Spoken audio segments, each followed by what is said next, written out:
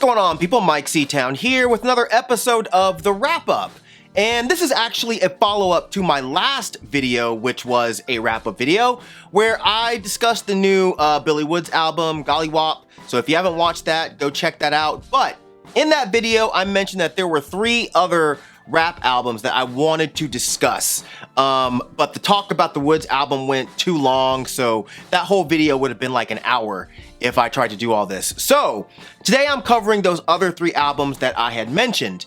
I know that there is a new A$AP Rock album that just dropped. I know there's some new Lupe project that just dropped, and I'm sure I'll talk about both of those in some way, shape, or form very soon, just not today. So there's no need to leave a bunch of comments asking about those. I got y'all, don't worry. But the first album, or EP, project, whatever you want to call it, that I want to talk about in this video, it's a new project from Alaska and Jason Griff. And I don't know if this is Jarasco. I've never heard this word before, okay? So there's the title, okay? It's right there, you see it.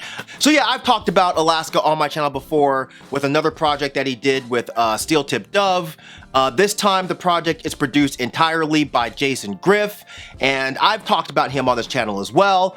But the album EP starts off with Time Goes, and the beat is lovely, the bass is really clean, the drum break is nice, and I love how the beat switches into this almost like breakdancing shit. It's really, really dope. And I love how Alaska talks about growing older, man. I'm a sucker for lyrics like this, and you know, he's real about it, but he's not all boring and curmudgeonly like some other rappers might be. The circle grows smaller, the connection's more real. For every single raw deal, I learned from the ordeal. And I also like when he said, I've never been on Reddit and I'm perfectly okay with that. Alaska's from the era of mecha sweaters and baby fat. Only someone my age or older would understand those references, but I really liked Vanity Plates as well. I don't feel like you can listen to this song without smiling. You know what I mean? It's a really fun song. The beat is really whimsical with what sounds like a flute sample.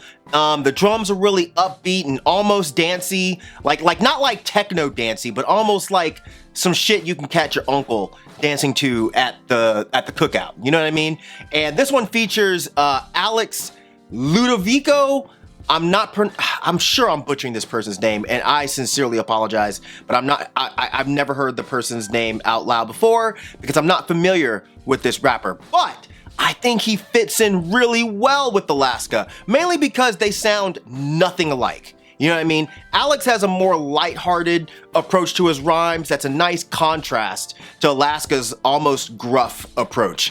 But when this fool Alex said, what I look like beefing with some niggas that can't rent a car, I cannot tell you how hard I laughed the first time I heard that shit.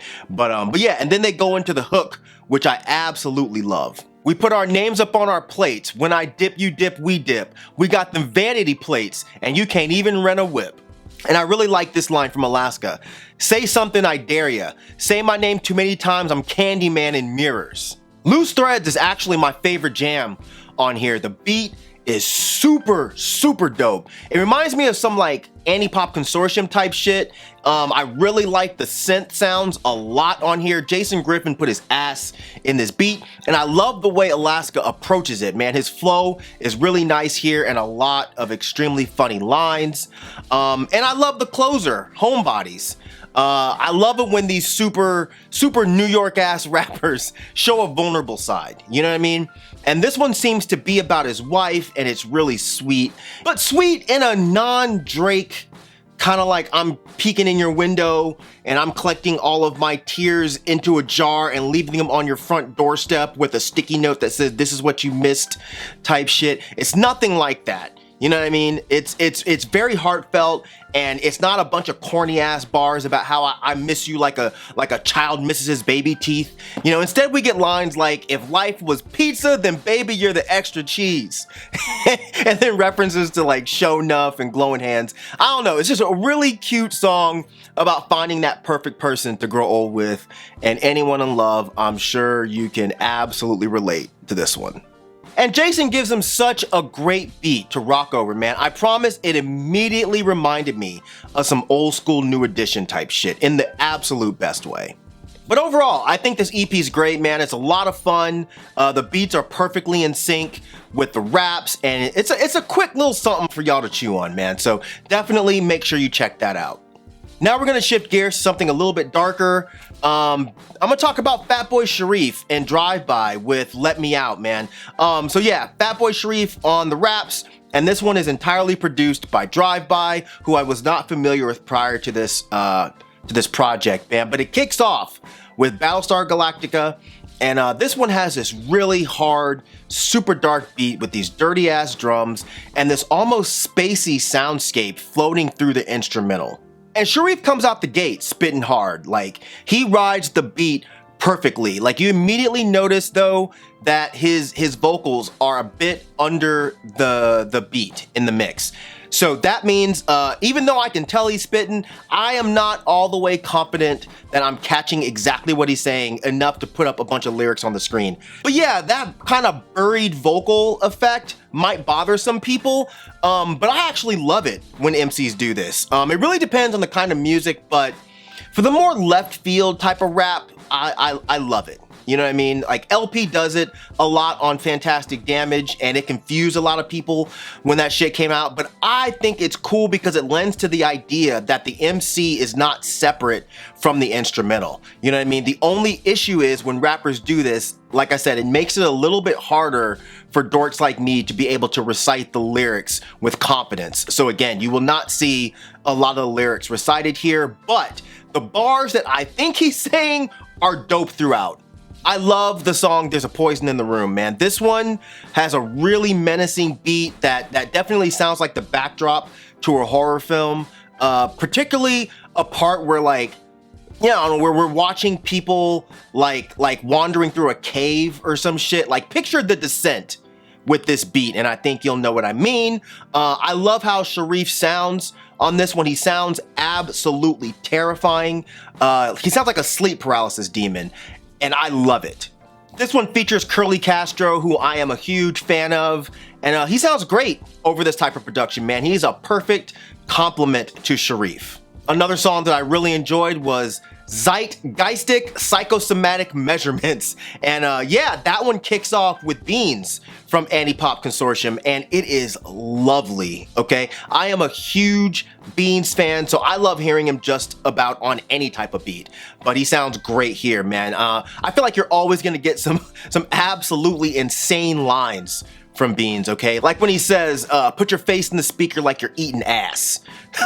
or how he calls someone hemorrhoids on legs. Like, this is the type of shit you get from Beans. But I think it fits in perfectly with Sharief's insane verse referencing paradise parallels and the holy mountain.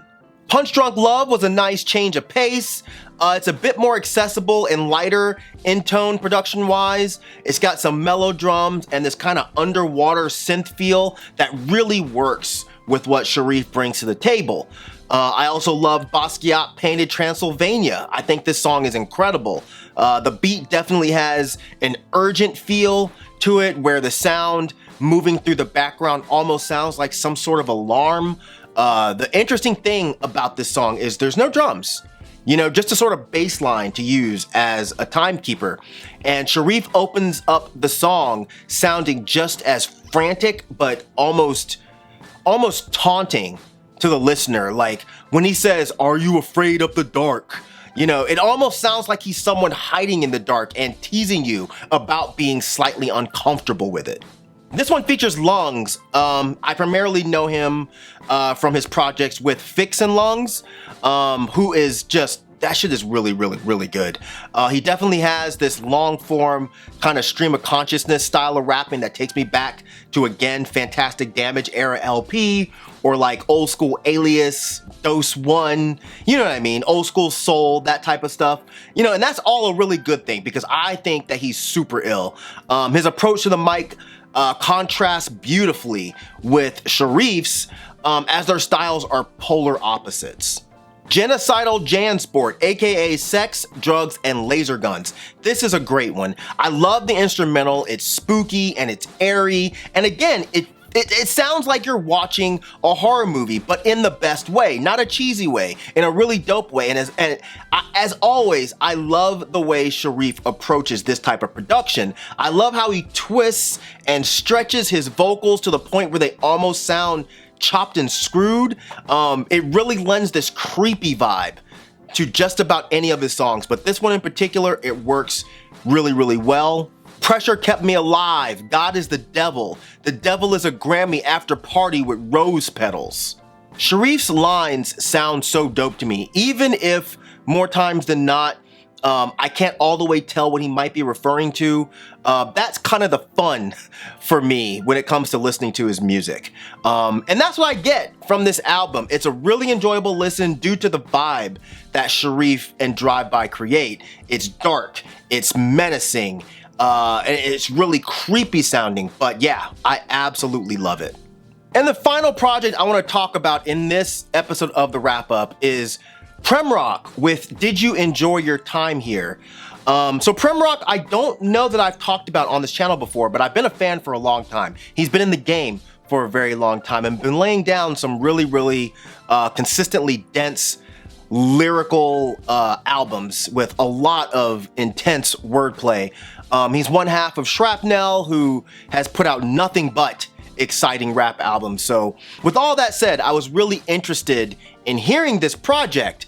And yeah, it opens up with Angel's Share, which features this beautiful Controller 7 beat with this really slick bass riff sample and this gorgeous kind of vocal that's just flowing through the instrumental, man, and no drums, just this gorgeous backdrop with Premrock coming with a smooth as butter flow. Like, this line early in the verse just jumped out at me. Pangs of guilt about not yet procreating, but it's still sort of, yo, we made it. As someone whose mom is constantly asking me about having kids, even at my big age, you know, I get it. You know, I get it with this bar, man. And yeah, sometimes you want to just be like, look, don't worry about kids. Just be glad that I made it to this age, you know, whether I had offspring or not. And when I know life is so hard, why would I want to bring kids into it anyway? That's just a personal thing. I don't know that that's what Premrock is even saying here, but that's kind of what this line meant to me. California Sober is another one that's really dope. It features this beat by the legendary Blockhead. Is Blockhead a legend yet? You know, he is in my book, but I don't know. You can disagree if you want to. It's okay to be wrong, and you would absolutely be wrong if you said that Blockhead's not a legend. But moving forward, the legendary Blockhead gives an incredible beat. You know, this dude never misses a step with production, man. Crisp drums and this pitch-shifted kind of horn sample. At least I think that's what that is. But yeah, it also has these really cool synth sounds. And, you know, it's a layered beat that's not too busy to take away from the MC, you know what I mean? And I love Premrock on this production, man. He sounds so somber, but confident as he delivers lines like, "Party of two and last words famously, I suppose it just ain't to be, and peeling paint from the mural cautiously, faithfully, ashamed to see it's not the way that it sits, it's the chips and the flakes for me." Again, not sure if this is what Premrock meant by this, but I interpreted it as like breaking something down to imperfections and obsessing over those, maybe. The chips and the flakes, something you see in like old paintings, you know what I mean? The minute details rather than how beautiful the entire thing looks. And speaking about the legendary Blockhead, he also did the beat for Flight Risk, which is one of my favorite songs on this album. The beat is gorgeous, and I love how it switches towards the end. You know, the thing is, the two beats are very dissimilar to me. You know, the first one is a bit lighter and almost sunny sounding, and the second is a bit darker and more menacing. But the incredible thing is how seamless the transition was. Like, it is absolutely crazy. And of course, Premrock sounds dope here. I especially like the flow he's using over the second part of the song. A Good Man Is Hard to Find is really ill is produced by Elucid, And we get a dark beat with what sounds like an organ, and you know, the drum hits are these kind of tambourine sounds. It feels like we're watching a cop noir movie. But yeah, and Premrock sounds dope here. He says, judging by the bark, it's wrong, arbitrary to climb by design. Try if you will, there's a great many other ways to die besides on a hill. Don't mind if I do what I will. Now, I don't know for a fact that this is what he's saying, but that's what I'm hearing. So I apologize if I got the lyrics wrong here, but if I'm right, then I like the wordplay with the whole arbor and tree to climb. Basically, it sounds like what he's saying is, this is something that you don't want, okay? You're messing with something that was not made to be fucked with, and I like that. This one also features Cavalier, who, as I've said before, always lays down an incredibly impressive verse. He says, my response was my own. The art of how I atone, take onus. This kind of gall and cojones could leave them with gallstones. Aim's True is produced by Seb Bash. I'm not actually all the way familiar with that person, but I like his beats a lot. This one has a nice, mellow, but menacing beat with a kind of weirdly placed, but nicely placed xylophone sound. It's really, really dope. And the rhymes are kicked off by AJ Suede, who always shows up to rap. The chunky monkey, but the eagle's more clever. Then I go ballistic like X versus Sever. So this line jumped out at me because, like, have y'all ever seen Ballistic X versus Sever? Like, it's this old spy movie with Antonio Banderas and Lucy Liu, and it is so ass. It's so ass. So I truly wonder if AJ Suede likes this film or if he's fucking around. You can't never tell with him. He's a funny ass dude. I don't know. I honestly wouldn't be surprised by either one, but it's still funny as shit that he's bringing up such a random ass movie that I am sure Antonio Banderas and Lucy Liu would like to forget. But yeah, his whole verse is really dope. It also features Curly Castro, who sounds great on this beat as well. And of course, these bars jumped out at me. He says, while some would rather arson when the cue is unique, envy arsenal a tame one takes when they leak. Now, this is one of those nerdy ass things that I fucking love about Castro. The old school underground rap references. Like, when the Q is unique is a reference to the rapper Q Unique, who was a part of the group Arsonists. So that was fucking fly already. But then when he has the Tame One reference, okay? Tame One was in a group with Cage called the Leak Brothers, which is my favorite thing that either one of them ever did. It's my favorite shit. It might be my favorite project on Eastern Conference. But so yeah, so that's where the part about takes when they leak comes in. Tame One, takes when they leak bros. Rest in peace, Tame One. Castro, you're a fucking fool for this bar. It's really dope. But yeah, moving on, I really like Camel Cash. This one's produced by Jeff Markey, who always brings great production, nice drum breaks, and these really cool, like, church organ sounds. And Premrock kicks it off nicely with some really dope lines. Collateral damage to the savior. Just do me this one favor. You know I gotcha however later. Barter system older than irrigation. Maybe a commentary on people always asking you for shit and not reciprocating the favor. I'm not sure, but I really like that whole barter system is older than irrigation. Yeah. Anyways, I also like when he says, perpetual midnight in the house of Big Flicker and rising sun. Defunct taste buds sit atop expired tongues. This one also features a Logic, who definitely showed up to rap his ass off. Flame to the tip and inhale. Each freestyle is a mushroom cloud on beat breaks if you can't tell. Fever Dream is produced by Fines Double, who I'm not familiar with, but the beat is fantastic. It's really smooth with some live drum sounds, this nice horn sample, like a really great beat, man. And when Premrock did a listening thing a little while back, I was dumb late, okay? I walked in while this song was playing and I was immediately like, oh shit, no, I need to hear this whole album because this song is that good. And the hook is just perfect. Epiphanies are wasted like Tony on peyote. Hello darkness, mild homie. Hold me like you know me, or just duck me like you owe me. Motherfuckers are just lucky I'm so low key. The song Receipts is amazing, man. The instrumental by Controller 7 starts with this simple piano riff that Premrock goes over, and it's a really moving piece. Hesitant to call it grieving, but I feel the crevice deepening. As sure as a ghost return each evening, I see you when I'm dreaming. That whole line to me is beautiful, and it slowly introduces this soulful horn sound before moving into this poignant Billy Woods verse that seriously sounds like he's delivering it at an open mic, and I absolutely love it. When I moved, I really moved. Empty-handed, so I knew I had nothing to lose. I always kept that same energy. A lot of y'all pick and choose. All I kept was my memories, but my eyes is brand new.